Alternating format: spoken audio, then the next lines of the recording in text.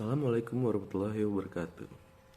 Nama saya Muhammad Ramzi Tahir dari kelompok 4. Pada proses kondensasi, gas refrigeran bertekanan dan bersuhu tinggi dikondensasi dan menghasilkan refrigeran cair jenuh. Proses yang terjadi adalah pelepasan panas ke lingkungan. Proses kondensasi bekerja pada tekanan tetap. Pada awal proses suhu gas refrigerasi sedikit mengalami penurunan. Selanjutnya terjadi perubahan fase gas menjadi cair pada suhu tetap. Sumbu mendatar adalah entalpi, sedangkan sumbu tegak adalah tekanan, sehingga garis-garis mendatar menunjukkan tekanan sama sedangkan garis-garis tegak menunjukkan entalpi sama. Garis melengkung dari kiri bawah ke kanan atas, hingga titik kritis adalah garis cair jenuh. Di sebelah kiri garis cair jenuh, refrigeran berada pada keadaan cair super dingin atau cair terkondensasi. Pada garis jenuh refrigeran berada pada keadaan keseimbangan dengan nilai mutu uap 0, artinya seluruh refrigeran berada pada keadaan cair. Semakin ke kanan, garis cair jenuh nilai mutu uap refrigeran semakin besar hingga mencapai nilai 1 pada garis uap jenuh, yaitu garis melengkung dari kanan bawah ke kiri atas mencapai titik kritis. Di sebelah kanan garis uap jenuh, refrigeran berada pada keadaan uap super panas. Garis suhu sama ditunjukkan dengan pola khusus seperti pada penggalan garis yang dihubungkan dengan huruf SUHU. Sedangkan garis volume jenis sama dan garis entropi sama ditunjukkan seperti pada gambar. Sekian presentasi dari saya. Wassalamualaikum warahmatullahi wabarakatuh. Assalamualaikum warahmatullahi wabarakatuh. Saya Muhammad Sohi dari kelompok 4. Di sini saya akan menjelaskan tentang diagram T dan S pada kondensor. Setelah refrigeran keluar dari kompresor, mengalami kenaikan suhu dari T2 menjadi T3, dari P2 menjadi P3, dan entalpinya juga naik dari H2 menjadi H3. Fasenya tetap gas, tetapi dari gas jenuh menjadi superheated gas. Kemudian masuk ke kondensor. Suhu operasinya mestinya lebih tinggi daripada suhu lingkungan, karena di lingkungan luar yang menerima panas itu tadi. Dan jika disetting suhunya lebih tinggi, akan terjadi perpindahan panas dari refrigeran yang suhunya lebih tinggi ke lingkungan sekitar. Ketika terjadi perpindahan panas, refrigeran akan mengalami penurunan suhu dari T3 ke bawah, tetapi masih di dalam kondensor. Dan fasenya tetap dari superheated gas menjadi gas jenuh. Dia melepas panas dan belum keluar dari kondensor. Dia mengalami kondensasi.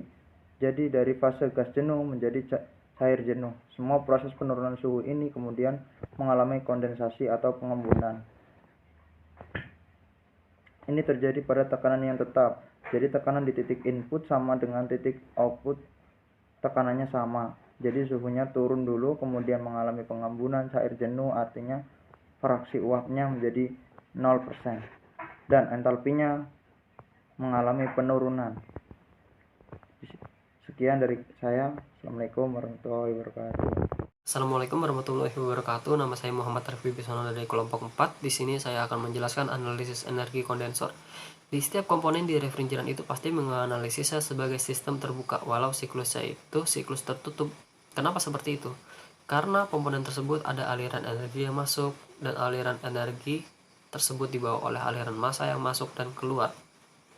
Karena di sistem terbuka akan ada aliran yang masuk dan keluar, karena di dalam setiap komponen ini beroperasi, di situ tidak ada energi yang terakumulasi di setiap subsistem ini, maka kita akan menganalisisnya pada kondisi steady state, yang artinya kalau dari rumus kekekalan energi bahwa dE per dt adalah akumulasi energi dalam sebuah sistem adalah laju energi yang masuk dikurangi laju energi yang keluar, maka di steady state berarti tidak ada akumulasi, yang berarti dE per dt dalam sistem ini adalah sama dengan 0. Nah, kalau di kondensor berarti sistem yang diberi garis putus-putus di bagian sini itu berarti kalau dE per dt sama dengan 0, berarti laju energi yang masuk dikurangi laju energi yang keluar sama dengan 0, berarti laju energi yang masuk sama dengan laju energi yang keluar. Nah, selanjutnya, sekarang energi yang masuk dalam keadaan sistem terbuka di kondensor adalah hanya energi yang dibawa oleh refrigeran yang di superheated gas ini. Yang di superheated gas ini yang aliran masanya membawa energi berupa trio energi, yaitu energi entalpi, lalu ada energi kinetik, dan mgz. Di sini Z adalah ketinggian. Kalau di sini Z diubah karena agar tidak bertabrakan dengan entalpi. Tapi ketika mengkaji sistem seperti ini, titik lokasi dari ketinggian 3 dan 4 tidak beda jauh karena di komponen yang sama sehingga bisa diabaikan, yang artinya perbedaannya tidak signifikan. Yang energi potensial sama saja dengan energi kinetik yang artinya kecepatan linearnya hampir sama, maka ditiadakan. Jadi di sini hanya memperhatikan aliran energi yang dibawa refrigeran adalah aliran energi entalpi, jadi M dot dikali H3. Jadi energi entalpi di titik ketiga yang inputnya dari kondensor. Kemudian energi yang keluar dari sistem terbuka ini ada dua. Yang pertama, karena refrigeran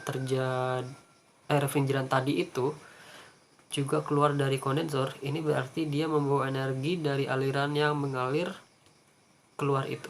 Lalu yang kedua yaitu panas yang keluar itu tadi akibat adanya perbedaan suhu dari kondensor ke lingkungan. Jadi itu dinamakan Q kondensor atau Q kondensor, yaitu panas yang dilepaskan dari kondensor ke lingkungan. Sehingga bila di otak-atik persamaannya di sini sudah dicoret energi kinetik potensial yang masuk atau keluar tinggal entalpinya, sehingga laju aliran massa dikali entalpi yang masuk kondensor itu H3 sama dengan laju aliran massa dikali entalpi yang keluar dari kondensor atau H4, lalu ditambah dengan panas yang dikeluarkan, lalu sama dengan laju aliran refrigeran dikali entalpi yang masuk, itu sama dengan laju aliran refrigeran dikali entalpi refrigeran yang keluar ditambah panas yang keluar dari kondensor ke lingkungan. Kalau dirapikan bersamaannya, Q kondensor berarti adalah selisih antara laju aliran energi entalpi yang masuk dikurangi laju aliran yang keluar, atau rumusnya yang diberi stabilo orange ini. Nah, artinya dapat dikatakan secara umum bahwa penurunan entalpi dari refrigeran yang masuk dan keluar kondensor itu merupakan efek perpindahan panas yang terjadi dari sistem kondensor lingkungan. Jadi rumusnya Q kondensor sama dengan M dot H3 dikurang H4. Mungkin itu saja dari saya. Terima kasih. Assalamualaikum warahmatullahi wabarakatuh. Assalamualaikum warahmatullahi wabarakatuh. Saya Muhammad Reza Makin dari kelompok 4 ingin mempresentasikan tentang analisis pengaruh laju aliran udara pendingin kondensor pada sistem ORC 1 watt menggunakan aplikasi Upspan Plus. Kebutuhan energi dunia semakin meningkat seiring dengan kemajuan teknologi, sehingga dibutuhkan sumber energi yang dapat memenuhi kebutuhan tersebut. Sumber energi yang diinginkan adalah sumber energi yang tidak merusak lingkungan. Industri-industri mempunyai energi buangan berupa waste heat. Waste heat dikategorikan menjadi 3, yaitu high grade waste heat 650 derajat Celcius, medium grade waste heat 200 sampai 650 derajat Celcius, dan low grade waste heat 200 derajat Celcius. Waste heat yang terbanyak merupakan waste heat dengan kategori low grade.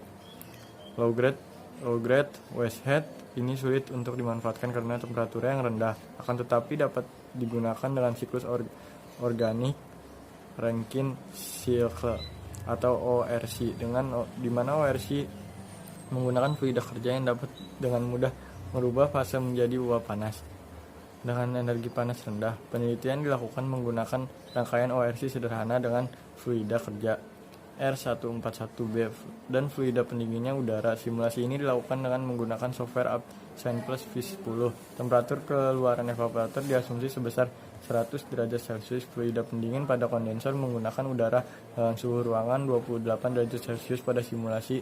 Suhu pemanasan dan tekanan keluaran evaporator dijaga konstan. Laju aliran udara pendingin kondensor diatur dengan variasi 0,38 sampai 0,62 kg per sekon. Tekanan inlet kondensor didapat dari hasil perhitungan berdasarkan laju aliran pendingin. Hasil percobaan bertujuan untuk mendapatkan informasi pengaruh laju aliran udara pendingin kondensor terhadap performa ORC kapasitas 1 watt. Hasil yang didapatkan dari simulasi, semakin besar laju aliran udara pendingin kondensor, semakin besar pula juga turbin yang dihasilkan dan daya pompa yang dibutuhkan juga semakin besar. Pada variasi laju aliran udara pendingin terbesar yaitu 0,62 kg per sekon dapat daya turbin potensial yaitu sebesar 1281,45 watt dan daya pompa yang dibutuhkan sebesar 14,86 watt, sehingga mempunyai efisiensi termal sebesar 7,47%. Berdasarkan efisiensi termal dan net power, sistem tertinggi dapat ketika laju aliran udara pendingin kondensor pada variasi maksimal yaitu 2,2 meter per sekon. Seperti itu analisa yang bisa saya sampaikan, kurang lebihnya mohon maaf. Assalamualaikum warahmatullahi wabarakatuh.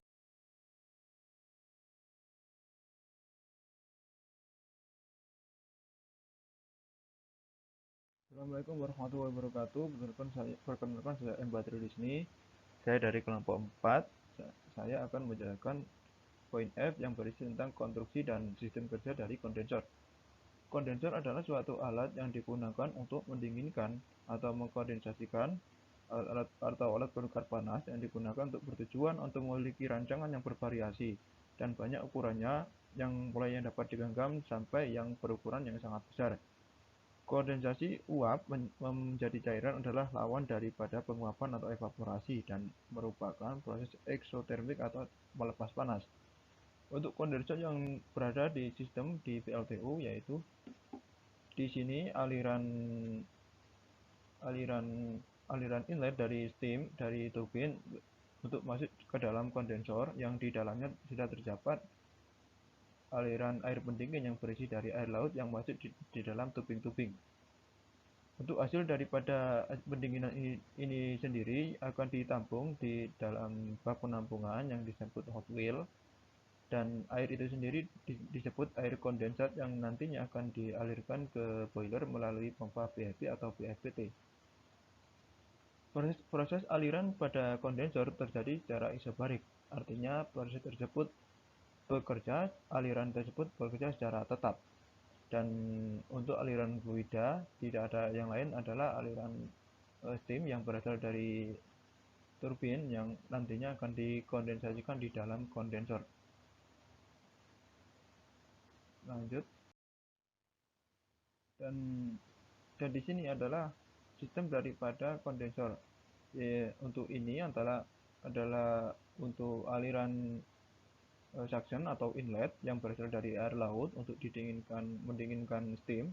Yang dari atas adalah inlet daripada steam yang berasal dari turbin. Dan ini adalah aliran untuk keluar yang nantinya akan dialirkan ke outflow. Di dalam kondensor sendiri konstruksinya tidak begitu rumit, yang ada hanya lubang yang sangat besar seperti tabung ini untuk wadah dari kondensor, dan lubang kecil-kecil di dalamnya adalah untuk aliran air laut, yang lubang hijau ini adalah untuk steam yang berasal dari turbin. Oke, sekian. Terima kasih dari penjelasan dari saya. Mohon maaf jika ada kekurangan. Assalamualaikum warahmatullahi wabarakatuh. Assalamualaikum warahmatullahi wabarakatuh. Nama saya Muhammad Rifail Saputra Kabakoran dari kelompok 4. Dalam sistem refrigerasi, laju aliran massa dianggap tetap.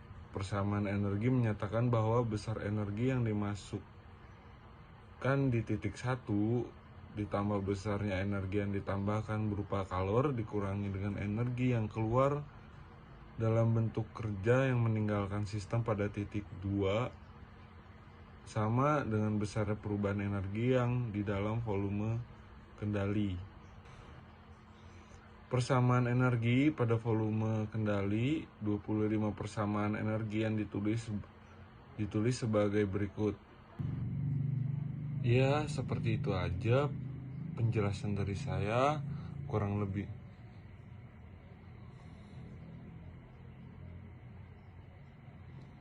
Ya, seperti itu aja penjelasan dari saya, kurang lebihnya mohon maaf. Wassalamualaikum warahmatullahi wabarakatuh.